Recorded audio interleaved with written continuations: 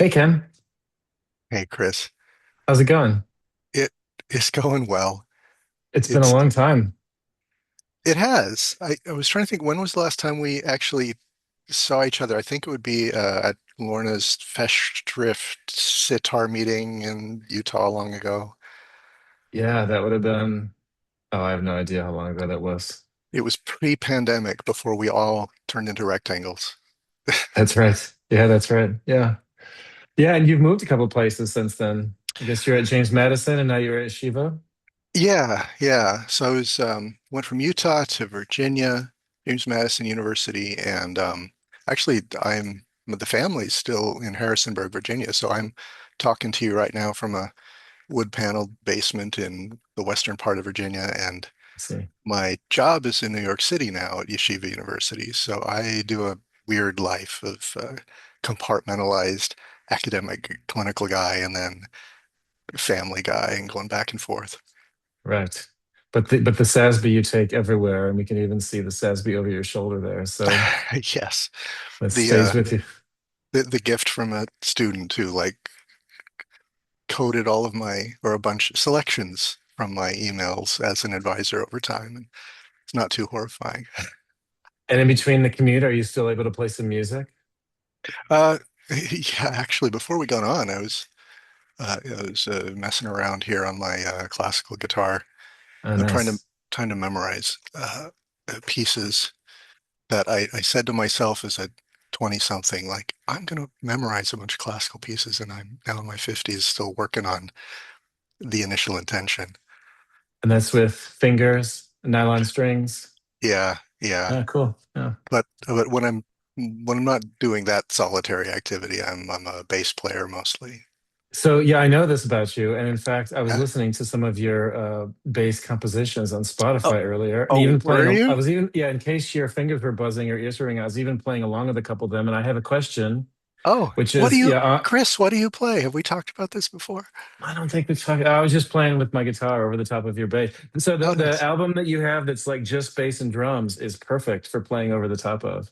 Oh, Foundation. Yeah. Yeah. Maybe that's obviously not what you intended, but that's what I'm using it for. Well, So, these once you put these things into the universe, then people can do what they want with them, I guess. exactly. Like, no, that came out. I was in grad school. That was as if I didn't have enough to do with like Uh, comps and finishing of a master's degree. It was I went into the studio. I didn't get a psychology grant. I got an arts grant, and I did this album with a friend of mine, and it was in the era of drum and bass music becoming popular and a lot of the EDM scene, and I was all into acoustic instruments. And I'm like, well, what if we take these minimalist little repetitive structures as if they're sampled and just like iterate those in an organic context? And I learned a lot from the process, but part of it was like, it was such an experimental thing that probably nobody except rare folks like you have listened to it at all. But the hope was actually that people would like improvise on top of it or sample it and use it for other things and like all yeah, that it was kind of really stuff. good. It's really fun to play to, actually. So, okay, so in the first song, "A Day Late and a Dollar Short," there's this. It opens with this like party scene. Did Hmm. you record that yourself? And if so, do you still remember the party? Oh, I it it was like sound As a sample? effects Oh yeah. sampled in the studio. But the reason for having it in there, it's the only track that's like that, is when I was writing the piece, I was thinking about how often as a musician I'm playing in front of like people who are at a party tuned out doing other things. The music is sort of wallpaper and incidental, and I'm just like, I'm going to do something like I'm going to write a composition that would be like a funny juxtaposition to try and have in Right. that setting, Oh so yeah, right. I see. Yeah, get it. Yeah. Well, I thought it was great, man. I really enjoyed listening to it. So for what it's worth, there's somebody out there listening to your. well, thank you. I feel Yeah. honored actually. And you've often also done some like more standard jazz kind of stuff, I guess. Yeah, that's out there too. Yeah. I think I've lost all my skills at this point. Like with my moving around, I haven't played as much, and the pandemic kind of broke up some of it. But if you want to hear a piece of music I'm really proud of, I mean, I'm proud of all that, but particularly right before the pandemic, I was connected with a singer-songwriter, but like visionary kind of artist kind of soul. And we did a thing called Bat Motel. And Oh, it was a cool. series of like two-person, completely improvised, emergent process kinds of stuff, putting ourselves out there on the stage with no compositions, no plan, just occupy time with sound. And it would be a train wreck or not. And it turned out to be like this beautiful, there is a transition to interpersonal theory in here somewhere. But I it, was it thinking turned, this sounds a lot like psychotherapy so far, well, but yeah, go ahead. yeah, I mean, a lot of my music practice has actually informed my faith in clinical sensibility and research, really. But the um, Bat Motel with my friend Ramiro Fernandez um, was just like this intimate, exposed, vulnerable space of not knowing what we're doing and having some faith that if we just start making sound together and listening empathically and resonating off of each other, it will go somewhere. And it ebbs and flows, and it's very much like, a good conversation with someone. So it's a collection of recordings, and he's improvising vocal elements also. So it's like fragments of like poetry and thought, and sometimes he's just making sounds that seem like syllables and words, but they're not really. And it creates this vibe that's intense. I'm just proud of the whole damn thing and the risks we took. But that's completely improvised music in contrast to the very like minimalist, highly locked down structured thing that you were hearing Yeah, on that yeah. first one. And it's actually with improvised music that I learned that a whole bunch of things about empathy and reciprocity and even like the emergent dynamics that we call personality or interpersonal process, like recurrent patterns. Like if you get humans, maybe other kinds of organisms together in a system where they're communicating it doesn't have to be verbal or even meaning based, but just like there's some expression of self that becomes in an interactive process with other selves that are expressing something with some bit of desire to either coordinate or contrast or argue or collaborate, like it will create its own structure over time. Hmm. And and I had a group called Seraphim in Salt Lake City that we improvised together for like every other week or so for 5 years. And we got to the place where it wasn't just like each time we improvised, it was kind of a personality of the song was generated. It's sort of like over time, every time we played, it was sort of like we reinstantiated a kind of group voice that was recognizable and not like the voices of other groups that I've played with. And so, meanwhile, I'm thinking about psychotherapy processes and group dynamic processes and group therapy processes. And I'm just like, oh, we do this stuff and it is beyond language. It's just something very basic about how we're structured as creatures that Hmm. is about getting into coordination and having patterns sync up and kind of come out of that process. And yeah, I would kind of informally SASB code some of the musical things that were happening, but that's pretty esoteric at that point.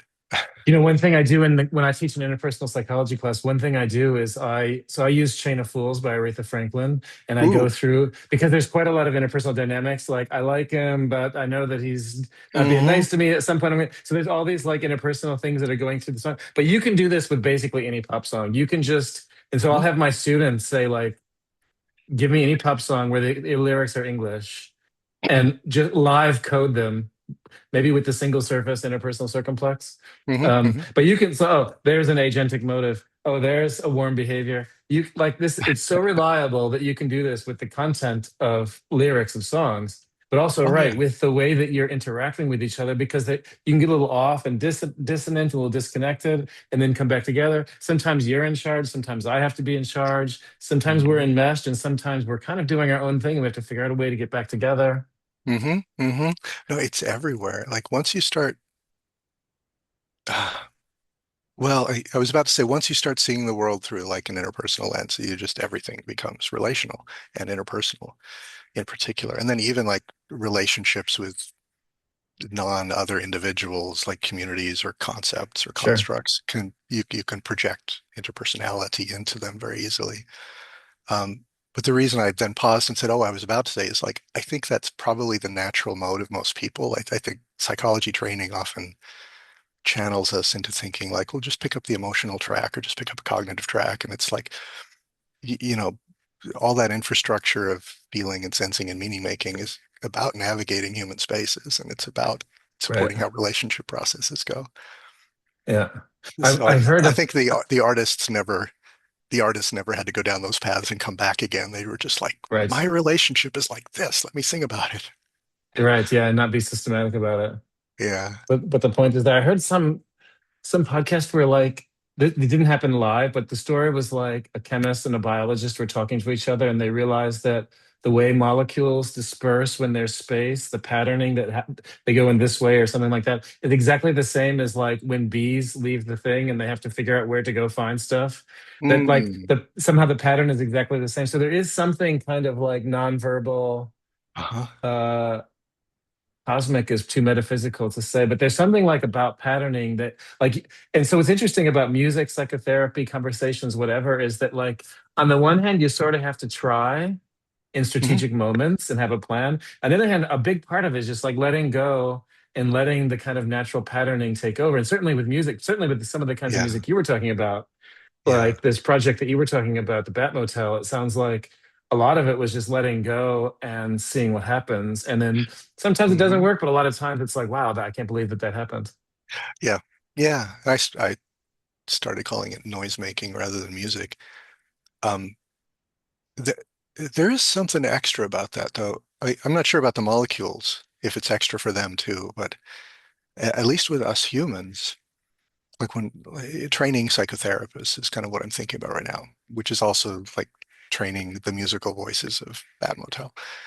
Um, we didn't come out of a box with no prior experience. It's like what we Sure. were vibing to with the music was everything we'd ever played before coming out of us in different ways or being fiddled with. And um, I, I'm finding in my psychotherapy supervision that a lot of times when trainees are struggling or something, it has to do with their putting aside some aspect of their own voice and history and positionality as a human being, and then the deep experience they've already gained over, even if it's only 20 something years. It's like that's a lot of rehearsal with being in Sure. relation to people. It's um, they often are struggling because they're trying to figure out how to be the voice of some theory or supervisor or expectation.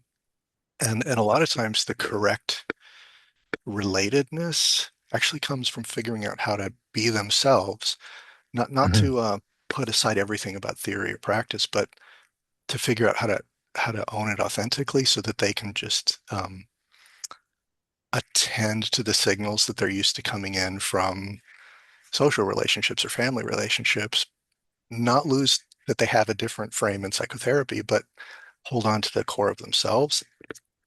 And everyone is basically coming to the table with their own metaphors that were developed over time. I come from, the Western US and Utah mostly, so it's all like this dry, high plains, arid desert. And I didn't realize it until I had come to the East where everything is like lush and green and you don't have to like beg life to grow and water it and like you have to beat it back or it'll take over. Like all of my implicit metaphors were different when I came to the Mm. East, at least the ones that were situated in environmental like metaphor.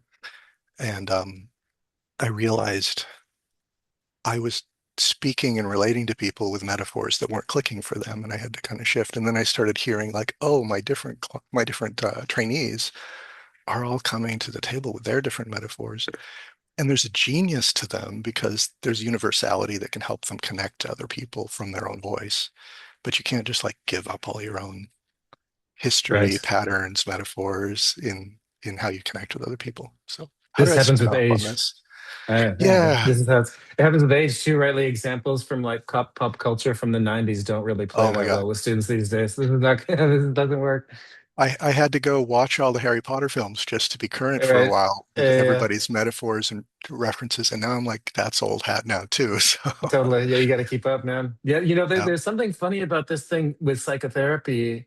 When I was supervising students, it also gets meta because part of the baggage or part of the preoccupation that gets in the way of being real is the awareness that my supervisor is going to be watching the video and talking to me. And so you're like, well, wait, that's not Yeah, what we're trying to do. But I totally understand how yeah. vulnerable it is to like be on Oh, video doing anything, frankly, but definitely doing psychotherapy for your first time.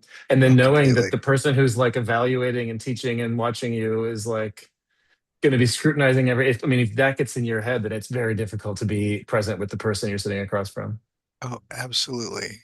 Well, and and then there's the game of how to be a supervisor. It's like, okay, how do I help them take everything I'm saying very seriously because I want them to learn it and do it, but also Right. create the frame in a way that is so open and accepting that it's like, actually, whatever you do, I'm going to meet it in a constructive, helpful mode where I actually want to help you develop, and I'm not just like another invitation to get another internal critic somewhere in your head. Exactly. Yeah. Yeah.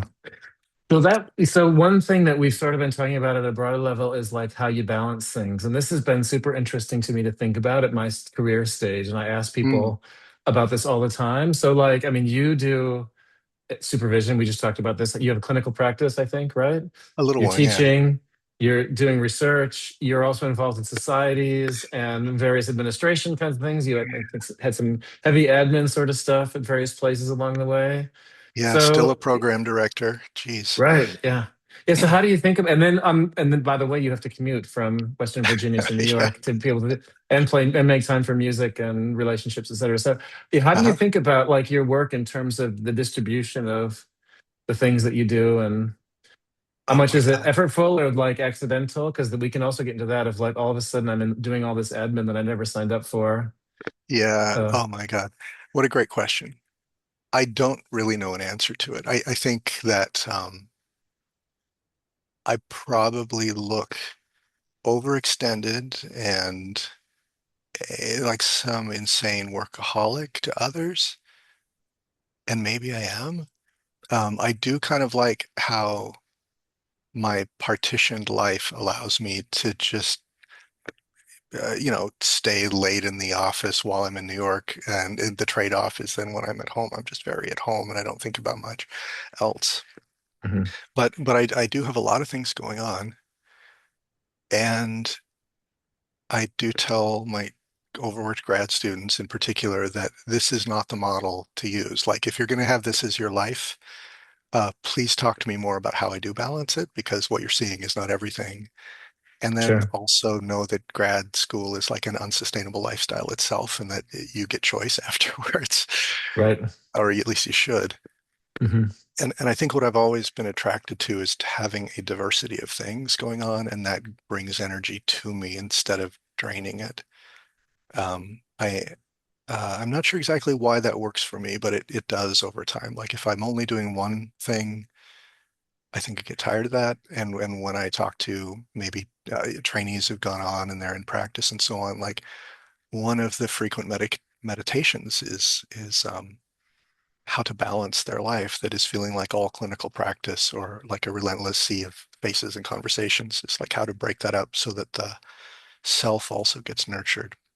Hmm. And I think for me, the self, like I don't know who I would be if I weren't playing music. So when I'm playing music, it's not like an effortful side activity, a side Right. quest. It's more just like I have a few minutes and there's a guitar right there. I'm just gonna be with myself for a bit and commune. And I think everything starts to feel like that. Like research Totally. becomes a function of, ooh, I'm in a kind of self-chosen niche and a luxury position of doing research that I care about. Like there are particular questions, there are questions for me that I want to answer, so I go answer them.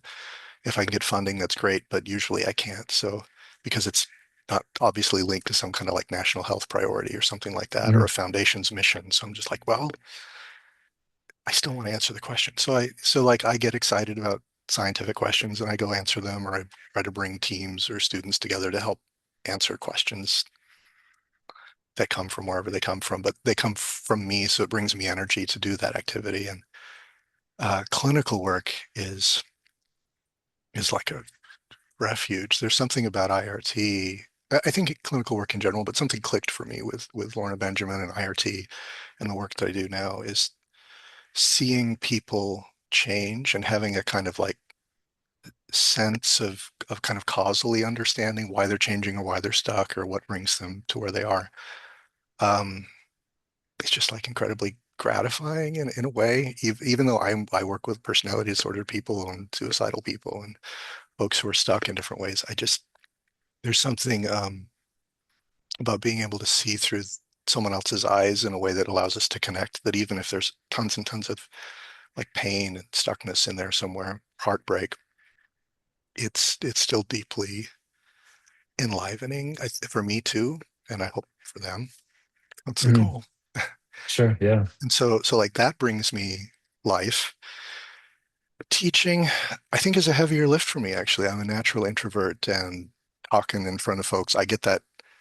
I relate very much to the evolutionary framing of why it's hard to speak in front of a group. It's like if a bunch of mammals are together and everyone is focused on just one, it's probably not a good story unfolding here. Yeah, it's weird. Yeah. Or you have, Dangerous. way more power than at least I was raised to ever own or understand. So, but I still see when students are learning and getting excited or inspired about something or having really deep critiques of something, I'm like, that's exciting.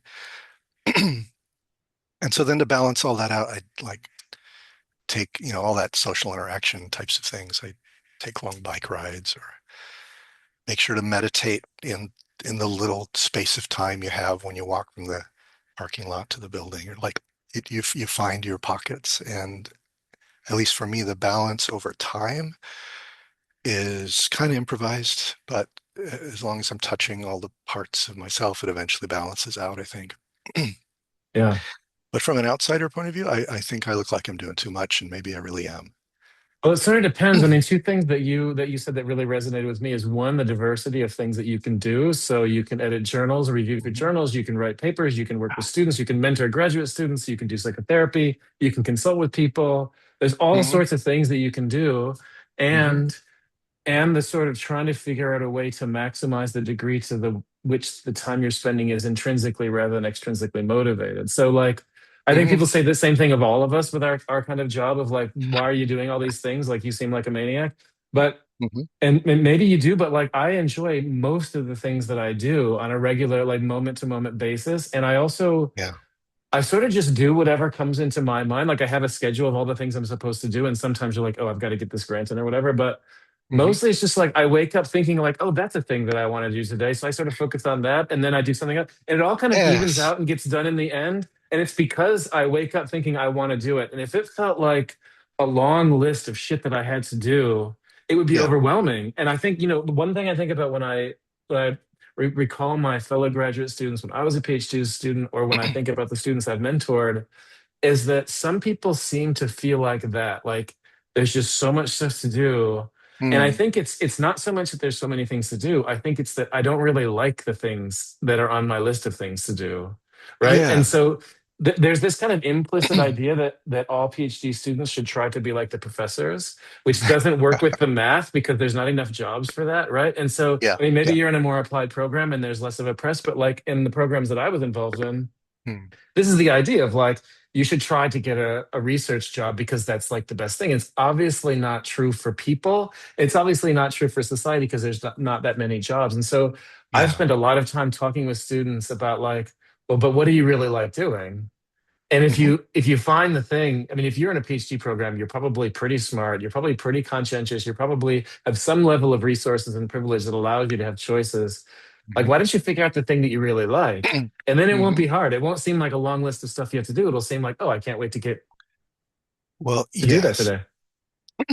And that's, sorry, that is like a basic psychotherapeutic principle too. It's like if you're coming from a position of being self-determined, all this energy you're expending is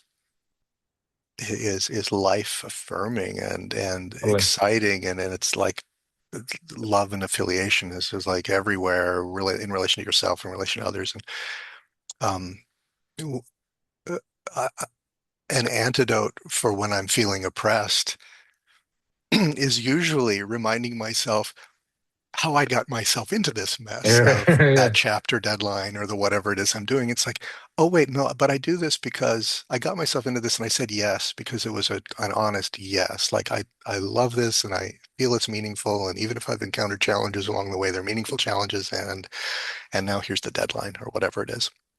And that's so different than if I feel like, well, I'm engaged in kind of a corrupt or compromised enterprise where I was like maybe 10% invested, but mostly this is right. driven by other people's agendas. And then I'm just like, oh, I can resent that too quickly. And Totally. if life is made up of compromised, resentment inviting activities with no clear, like higher purpose in mind that actually motivates you, then that's just a formula for a lot of anxiety that will eventually end in depression. And if you're lucky, the kind of crisis that makes you rise out of it and figure out what path you should Right. have been on in the first place. This is a good segue to another question I love to ask people at our career stage, which is it's related, but like, why do you do the things you do? So, like, when you're a Yeah. PhD student, the idea is you have a kind of idea of what your goal is. Maybe it's to get an academic job like yours and mine. So, like, Hmm. well, I should publish papers, I should be involved with certain people, I should do it. And so it's sort of like you don't have to think that much about why you're doing it. Once you have that goal, you're just like climb the ladder and get there. But Hmm. then you get to this point where like you have options, you have tenure, and so and so you could, I mean, there's probably vanity for some people. I like to see my name on papers. I like to people to say this is Critchfield's whatever, whatever. Hmm. There's financial incentives. Like I'd rather get paid more money. There's Yeah. like curiosity thing that you mentioned earlier. I have scientific questions that I'd really like to answer. There's the fact that you get to choose who you work with, whether it's students or colleagues, and it's fun to like hang out and work with people. And there's a whole host of other possible like motivations, but I think about this a lot. So, like, if you had a pie of 100%, and you could sort of divide the pie into like, what is really getting you up in the morning? Is it scientific curiosity? Is it the generative sense of like trying to help students, et cetera? Like, what do you think motivates you? Oh, there's probably a bunch of layers to this for me. And I feel like I have to go deep for a question like this. Is it, Okay, um, sorry. because I am at a point where, I jumped through all the hoops. I've, at the new institution here just recently, they've made me professor. So I'm a full professor now. I've had tenure for a while and been in a few different institutions. And it's like, okay, unless I want to get ABEPT, that's my last little hurdle to jump Right. through. And even And you that one, could I'm just like, stop. I can You could just stop. stop working. Yeah, you could just stop going to work and nothing bad would happen unless like teach your Right. classes and don't do anything else. In That's, principle, this is that's right. possible, but nobody does this. Yeah. Right. Well, and so, there are some basic things that motivate me that are sort of like my origin story things. And then there are the current motivations are probably more things that have developed along the way, but the origin story is still there. So as I tell the story, if I'm going to tell this whole story, I'm also basically telling the story of how I think IRT works as a therapy. Like there's Oh, yeah, good. a case formulation, and the case formulation involves how close attachment relationships have uh, been internalized and the patterns that were learned in those relationships end up carrying forward, including the motives and the values. And, which is why one of the stuck places potentially is I can think, oh, well, if I keep accomplishing, finally, maybe my family will love and appreciate me or something like that. I don't think that my family cares about that, and I did have that quest for a little while, but Right. the more I go down this like kind of niche academic path that nobody understands, the more I'm just becoming other, and like Right. nothing much praiseworthy can come from that other than Right. you go do that thing we don't understand. It's like, oh, Sure. Yeah. okay, fine. So I only feel Yeah. more alienated. So like that particular attachment link, at least I don't think it's there for me now. I do like um, being a smart person in the sense, not really in the sense of other people seeing it, but in the sense of like it creates a really fun playground of Yeah. ideas and math and art and Mm. integrative like precision. I like playing in that playground in my mind, and it's just like inherently gratifying as a function. And what do I mean by that? I mean just like anybody will feel good if they're using the talents they have. So Yeah. That I've always, I guess, had a version of that. And so the playground I play in is basically staying the same. It's like I like thinking lots of things and being in touch with lots of ideas and people who have ideas and figuring out where the adventure goes from here. That has probably been a through line for just who I Hmm. am as a creature. Um, but the IRT piece of this, um, I encounter Lorna Benjamin when I'm an undergraduate, and then I end up not working with her, but in the same department as her with Bill Henry, who used to work with Von Strupp and who was like working with SASB and very parallel ideas. And so I come into grad school feeling like, oh, I found my people. And this kind of idea I had that there's a sort of emotional logic to how people operate and how my friends and family operate that isn't exactly rational, but it has a rhythm and a identifiable something to it. The interpersonal model that Lorna developed, SASB, it was revelatory to me to say, oh, that can be more than metaphor. Like we can actually like map and Hmm. measure Hmm. and look at pattern in this way. And then I just got very excited about the idea that relationships matter. And then the rabbit hole of relationships matter deepened to the point of like, no, everything is relationships. Right. Like the early relationships and then everything that evolves and develops from them and continues and is held in adulthood and then additional everybody who gets close to the heart kind of informs the identity at some point and we're all a collection of like dialogues perpetuating and ripples out through our lives. So I'm that too. And one of the important relationships was the one I eventually developed with Lorna Benjamin. And so I'm a grad student at about the time like she's such a genius. I think she developed SASB and IRT and all her ideas like out of the box and like hitting publications in the 70s, but like talking to her like she was working on it 10 years before that. And uh, she was, while I was in grad school, kind of resistant to naming the therapy she was doing. And it's now called interpersonal reconstructive therapy and IRT, but that happened like when I went away on internship and then she published that book. And before that, the joke was like it was just that stuff Lorna does was the name of the therapy. And uh, working with her model taught me a lot. And then coming back on postdoc and working with her, which turned into 10 years in a hospital training clinic, supervising side by side, like that period of working together.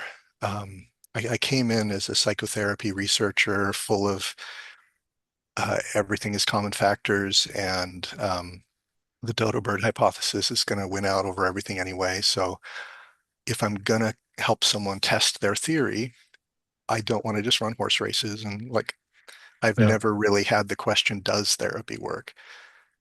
Like maybe insurance companies do, but I don't. I always figured, yeah, it works. Like I want to know how and why.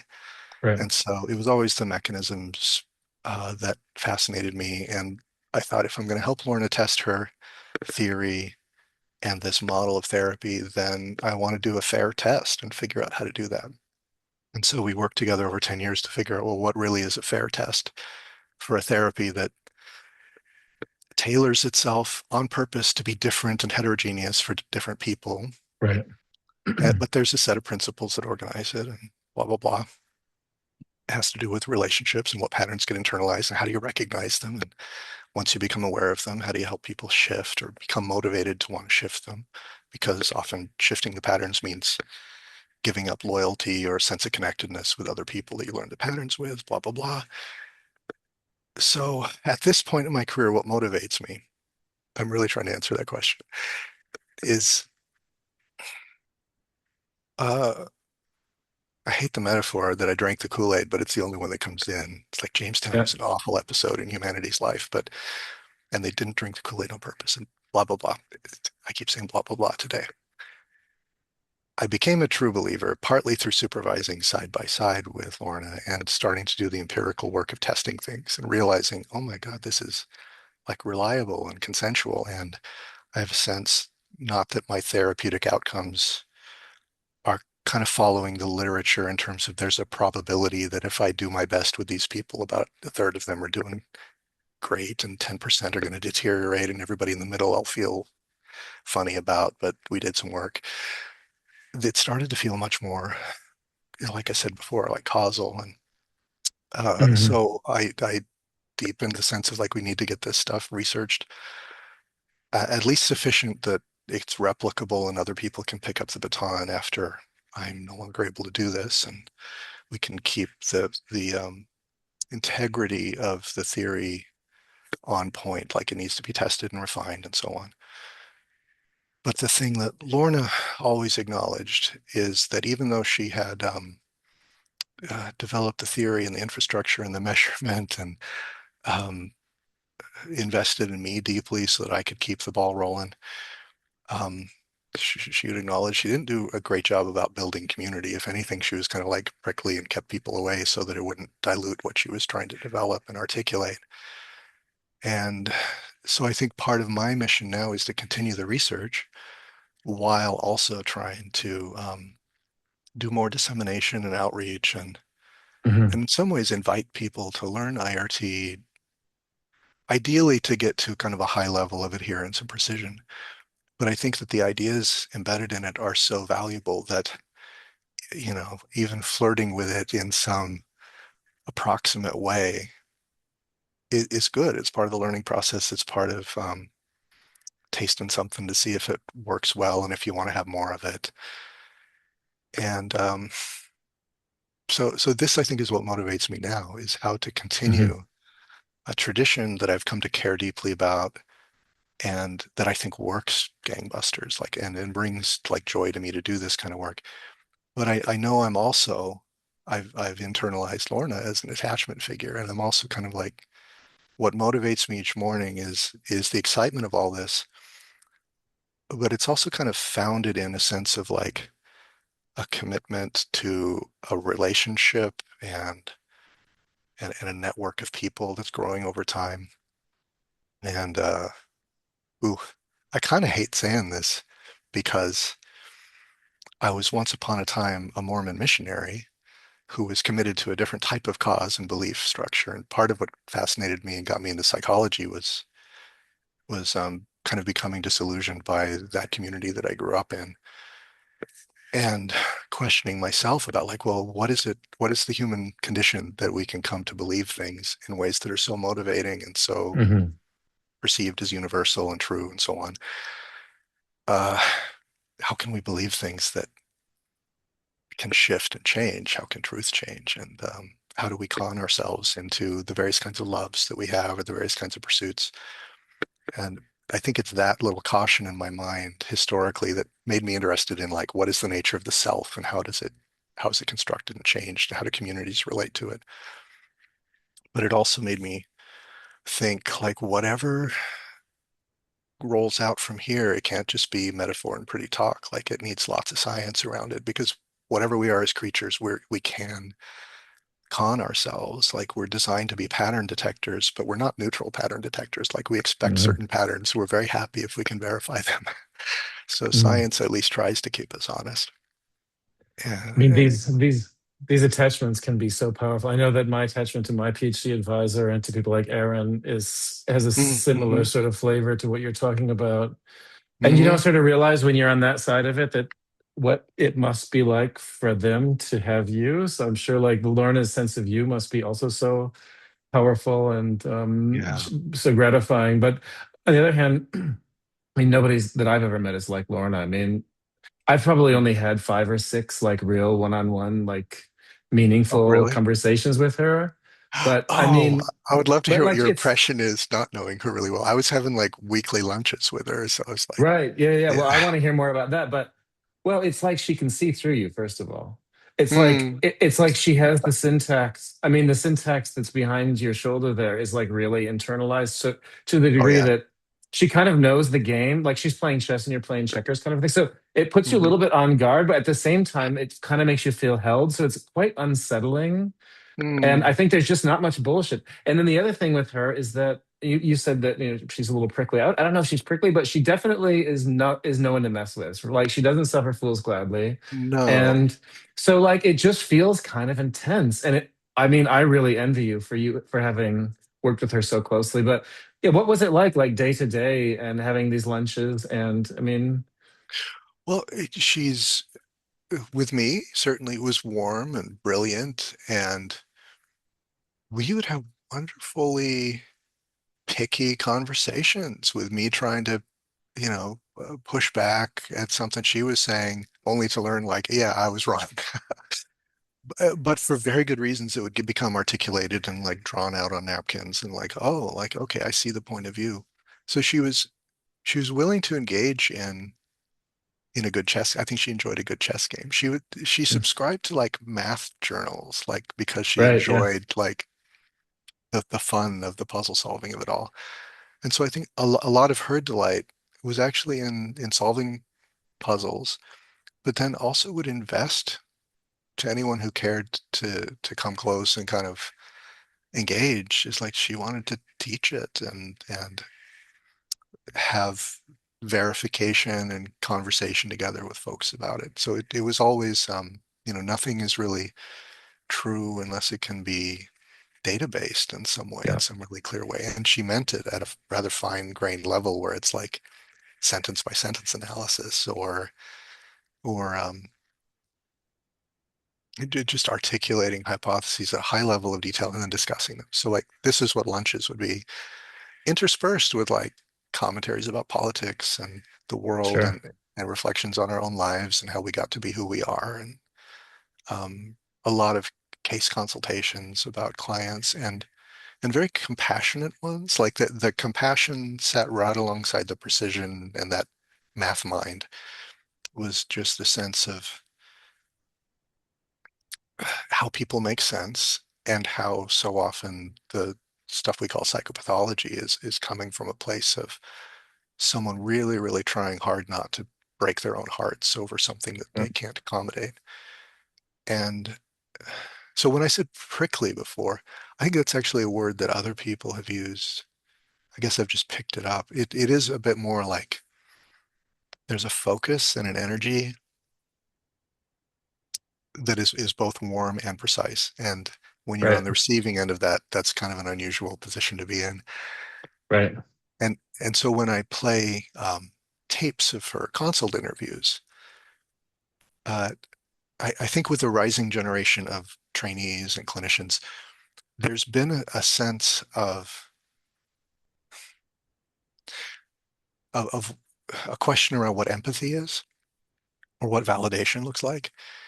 And on tape, Lorna is not someone, and in person, Lorna is not someone who's like touchy-feely and gushing with like, oh, I feel so sorry for you, or oh, that must be really hard, or like she doesn't provide that type of empathic validation. And so she can, I think, to the stylistic eyes of a rising generation, doesn't look warm.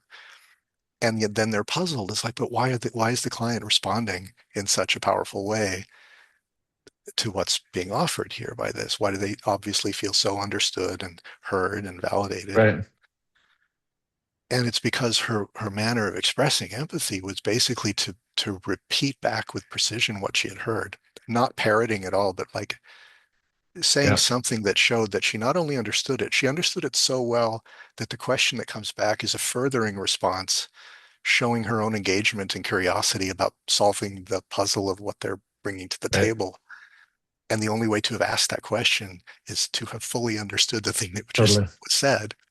And she did it in a way that was warm and precise. And right, some, I think some folks who have said she's prickly have misinterpreted the precision as a critique. yeah.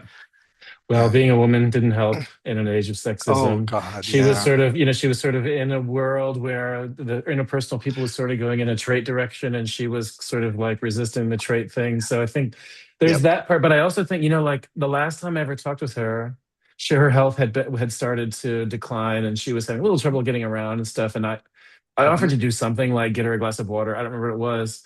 And she just said something like, "Oh, you want to take care of me," which is in some ways obvious. But this is exactly the kind of thing you're talking about. And it's like Hmm. she honed right into my motive and she Hmm. skipped all the kind of polite, we were in California at the time, all the sort of Californian things that a person could say at a Oh, moment like that. And she just like yeah, went right to the psychological point of what was happening. And you yeah, feel so known in a yeah, way that is a little unsettling. yeah, And I think this is probably that plus sexism probably explain a lot of of other people describing her as prickly, I'm guessing.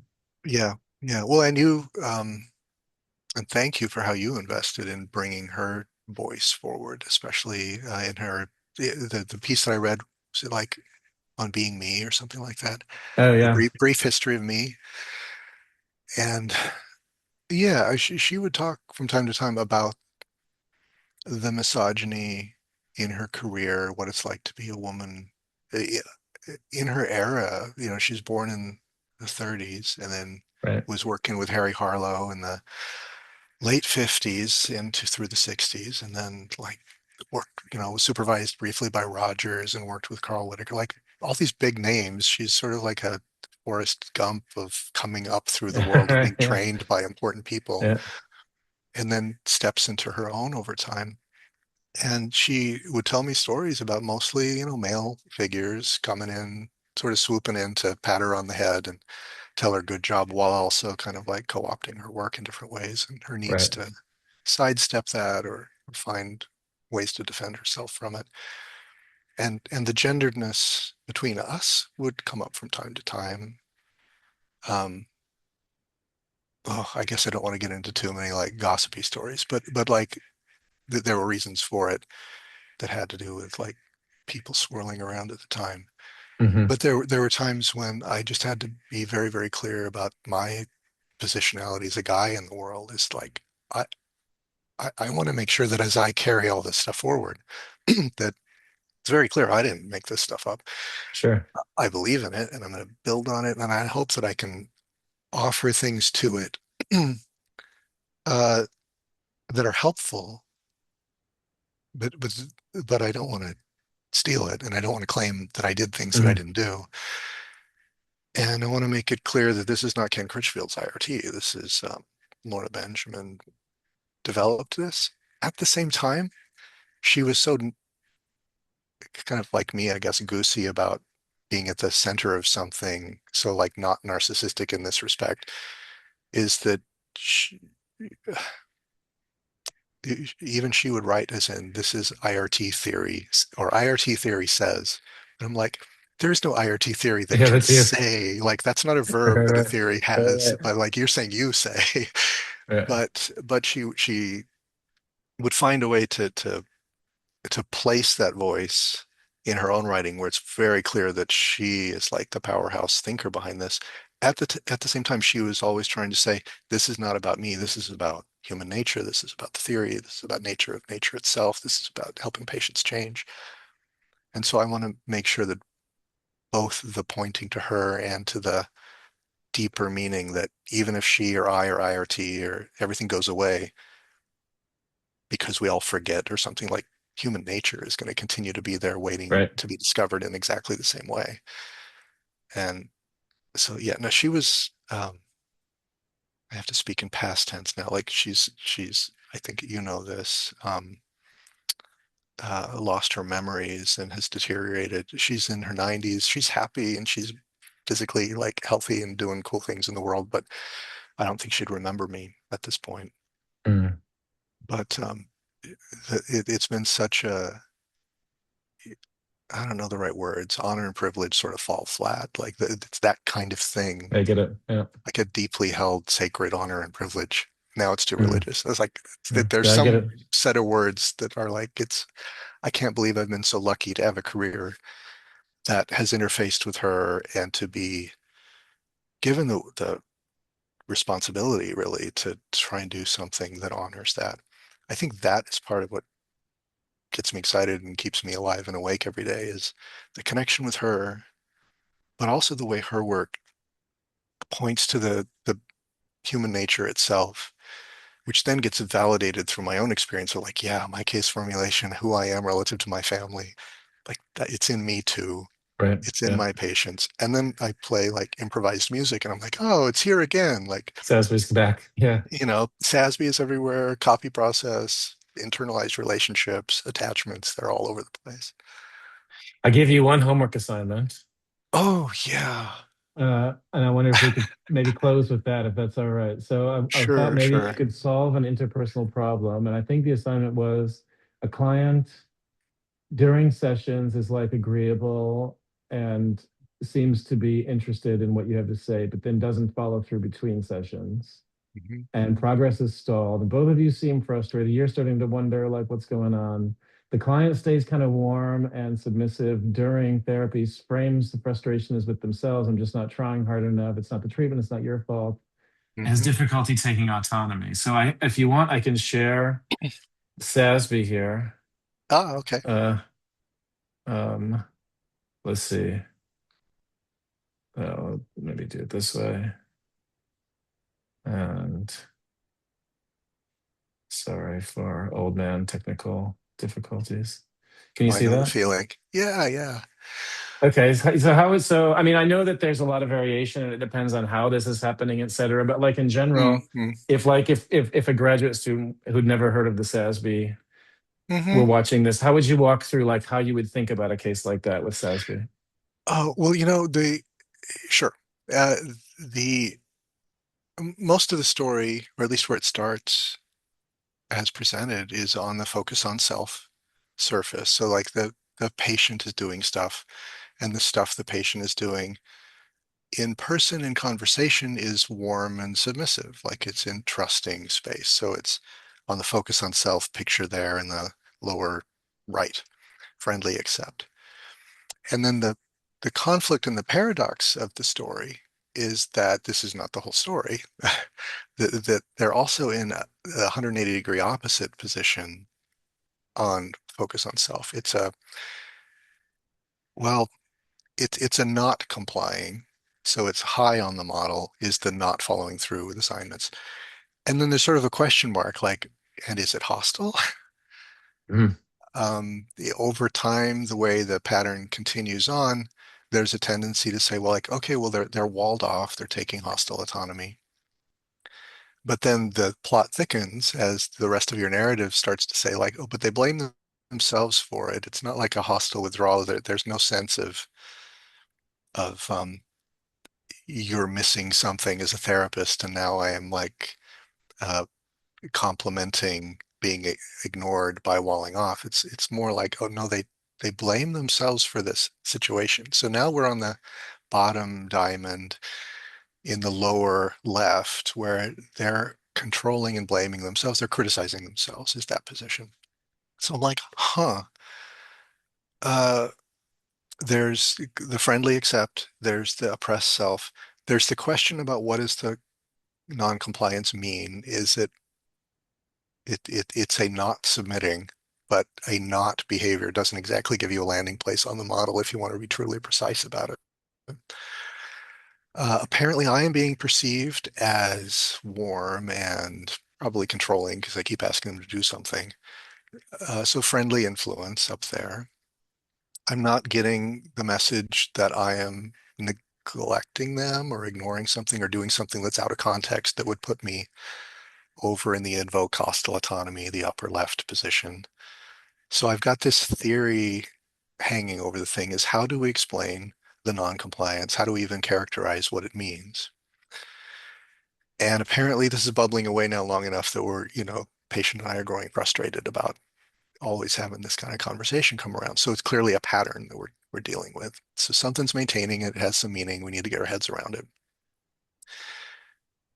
And here's where all the it depends stuff comes up for me, where if I don't know their case formulation already, I would use an attempt to name this pattern together uh, as part of an invitation to explore. Like, let's understand your pattern, and maybe this is one of them. It's something recurrent between us. I wonder if it happens elsewhere in your life, or if it's occurred before.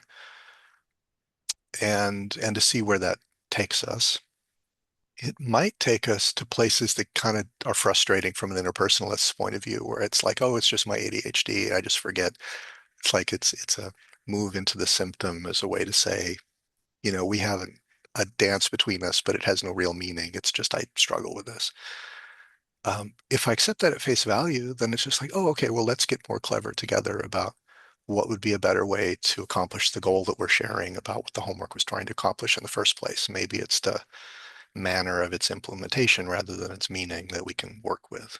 How about if we do it here in the session together? Or how about if we structure something differently to take the pressure off whatever makes the ADHD a thing?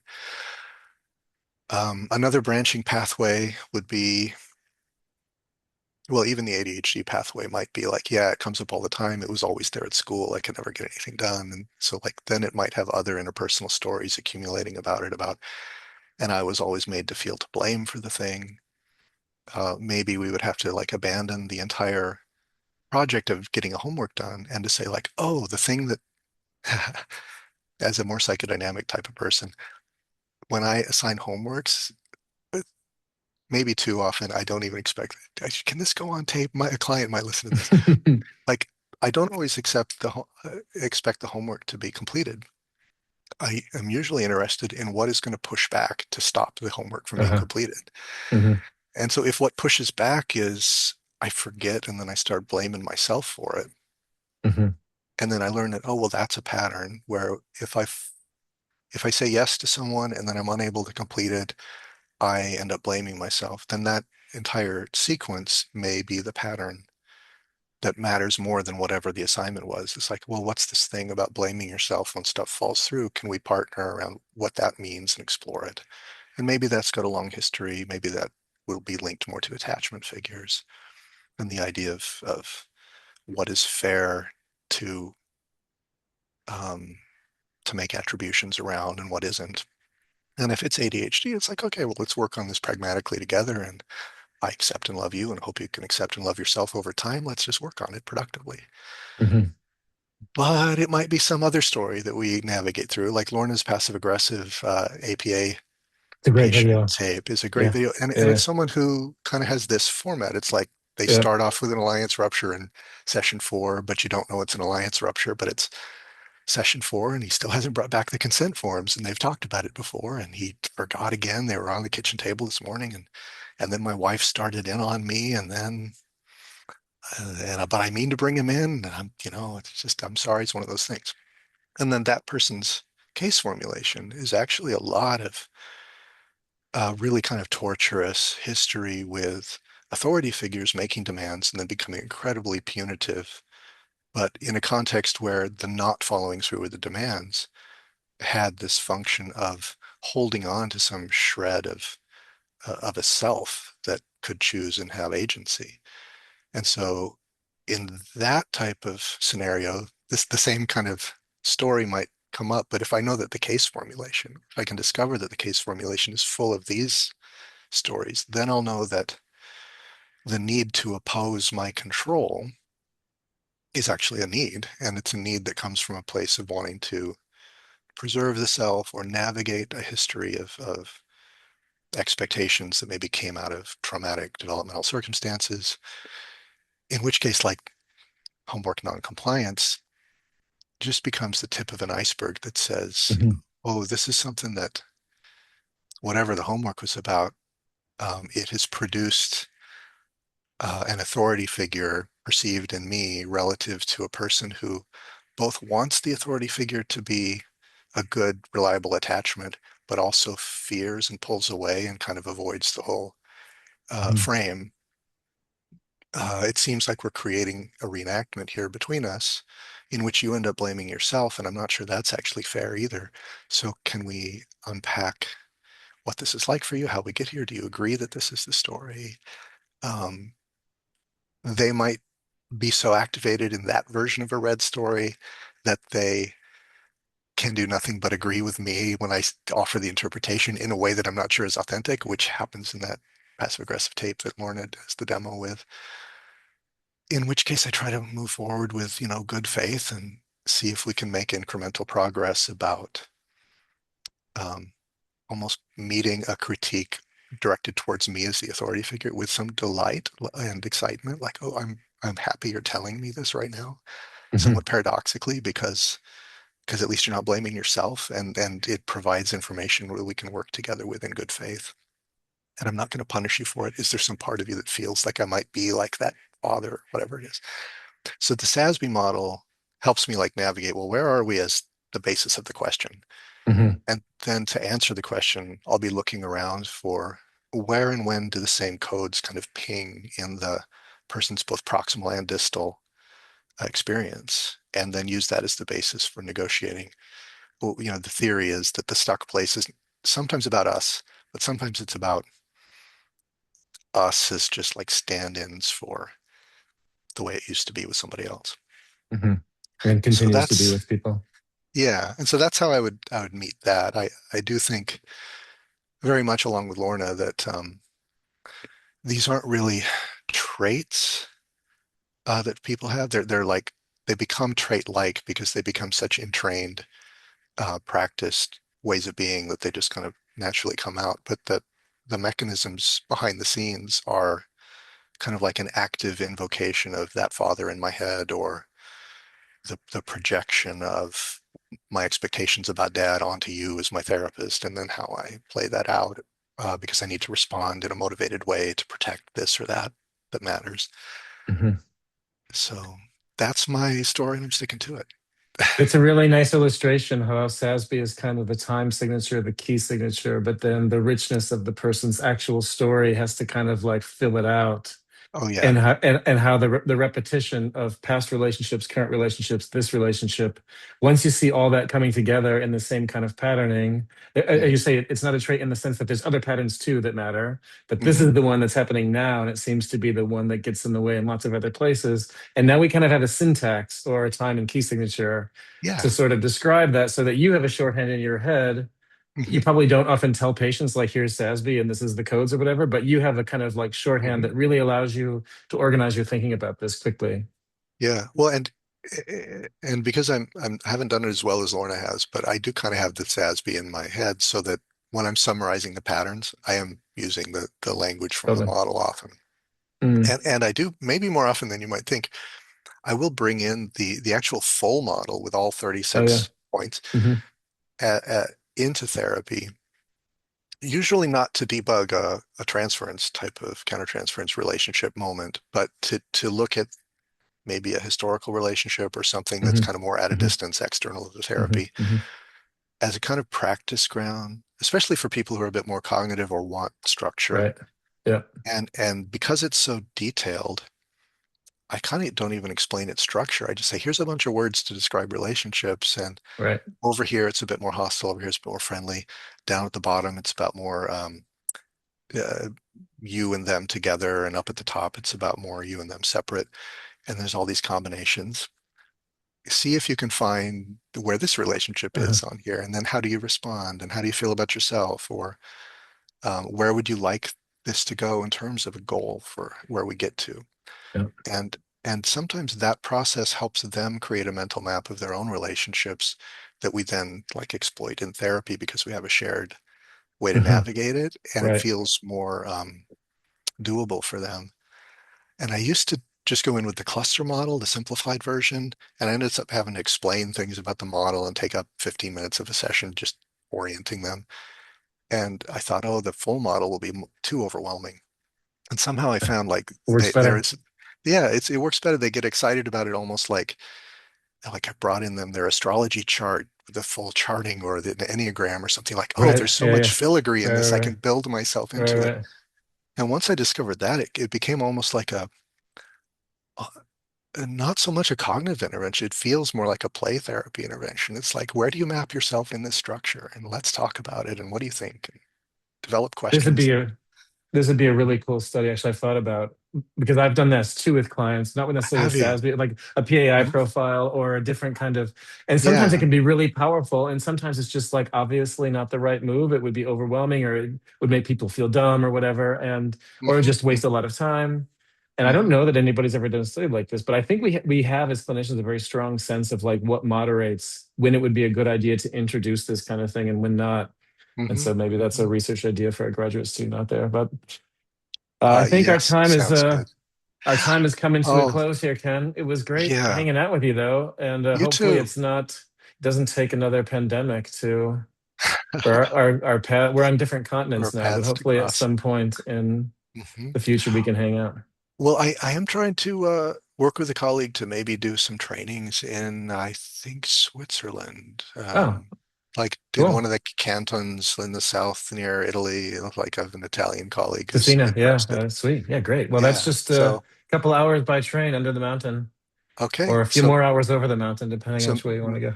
maybe we'll work out some proximity in the future. Let me know if you're ever in the neighborhood. Great talking to you, Ken. You too. Good to see you, Chris. See ya. We'll have to do this again. Okay, bye bye.